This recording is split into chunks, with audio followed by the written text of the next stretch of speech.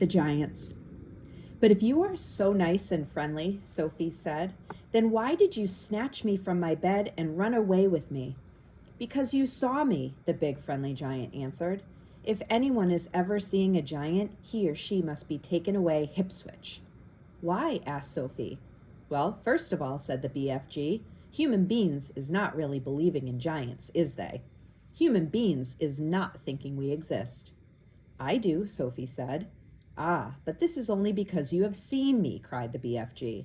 I cannot possibly allow anyone, even little girls, to be seeing me and staying at home. The first thing you would be doing, you would be scuttling around, yodeling the news that you were actually seeing a giant. And then a great giant hunt, a mighty giant look-see, would be starting up all over the world, with the human beings all rummaging for the great giant you saw and getting wildly excited. People would be coming rushing and bushing after me with goodness knows what, and they would be catching me and locking me into a cage to be stared at. They would be putting me into the zoo or the bunkum house with all those squiggling hippo dumplings and crocodile dillies.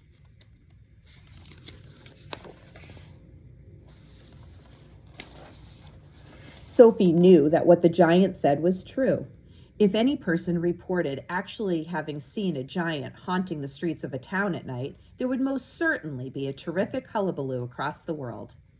I will bet you, the BFG went on, that you would have been splashing the news all over the wonky world, wouldn't you, if I hadn't wiggled you away? I suppose I would, Sophie said. And that would never do, said the BFG. So what will happen to me now? Sophie asked. If you do go back, you will be telling the world, said the BFG, most likely on the telly bunkum box and the radio squeaker. So you will just have to be staying here with me for the rest of your life. Oh no, cried Sophie. Oh yes, said the BFG. But I am warning you not ever to go whiffling about out of this cage without I is with you, or you will be coming to an ucky-mucky end.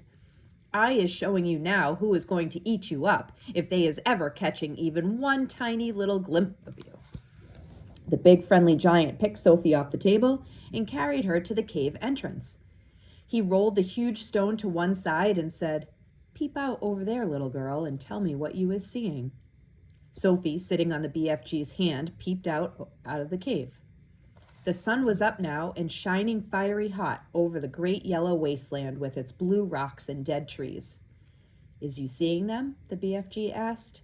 Sophie, squinting through the glare of the sun, saw several tremendous tall figures moving among the rocks. About 500 yards away, 3 or 4 others were sitting quite motionless on the rocks themselves. This is giant country, the BFG said. Those is all giants, everyone. It was a brain-boggling sight. The giants were all naked except for a sort of short skirt around their waists, and their skin were burnt by the sun. But it was the sheer size of each one of them that boggled Sophie's brain most of all. They were simply colossal, far taller and wider than the big friendly giant upon whose hand she was now sitting. And oh, how ugly they were. Many of them had large bellies. All of them had long arms and big feet.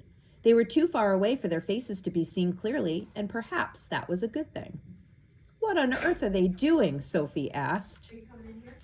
Nothing, said the BFG. They is just moochling and foochling around and waiting for the night to come. Then they will all be galloping off to places where people is living to find their suppers. You mean to Turkey? Sophie said. Bone-crunching giant will be galloping to Turkey, of course, said the BFG. But the others will be whiffling off to all sorts of flung-away places like Wellington for the booty flavor and Panama for the hattie taste.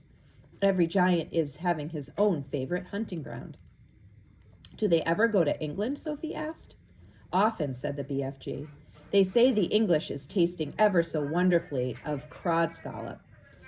I'm not sure I quite know what that means, Sophie said. Meanings is not important, said the BFG. I cannot be right all of the time. Quite often, I is left instead of right. And Are all of those beastly giants over there really going off again tonight to eat people? Sophie asked. All of them is guzzling human beings every night, the BFG answered. All of them excepting me. That is why you will be coming to an ucky-mucky end if any of them should ever be getting his gogglers upon you. You would be swallowed up like a piece of frumpkin pie, all in one dollop. But eating people is horrible, cried Sophie. It's frightful. Why doesn't someone stop them? And who, please, is going to stop them? Asked the BFG. Couldn't you? Said Sophie. Never in a pig's whistle, cried the BFG. All of those man-eating giants is enormous and very fierce. They is all at least 2 times my wideness and double my royal highness. Twice as high as you? Cried Sophie. Easily that, said the BFG. You is seeing them in the distance, but just wait till you get them close up. Those giants is all at least 50 feet tall with huge muscles and cockles alive-o. I is the titchy one, I is the runt. 24 feet is puddle nuts in giant country. You mustn't feel bad about it, Sophie said. I think you are just great. Why, even your toes must be as big as sausages. Bigger, said the BFG, looking pleased. They is as big as bumblehammers. How many giants are out there? Sophie asked. 9 altogether, answered the BFG. That means, said Sophie, that somewhere in the world, every single night, 9 wretched people get carried away and eaten alive? More, said BFG. It is all depending, you see, on how big the human beans is. Japanese beans is very small, so a giant will need to gobble up about 6 Japanese before he is feeling full up. Others, like the Norway people and the Yankee Doodles, is ever so much bigger, and usually 2 or 3 of those makes a good tuck-in. But do these disgusting giants go to every single country in the world? Sophie asked. All countries excepting Greece is getting visited sometime or another, the BFG answered. The country which a giant visits is depending on how he is feeling. If it is very warm weather and a giant is feeling as hot as a sizzle pan, he will probably go galloping far up to the Frisbee North to get himself an Esquimau, or 2, to cool him down. A nice fat Esquimau to a giant is like a lovely ice cream lolly to you. I'll take your word for it, Sophie said.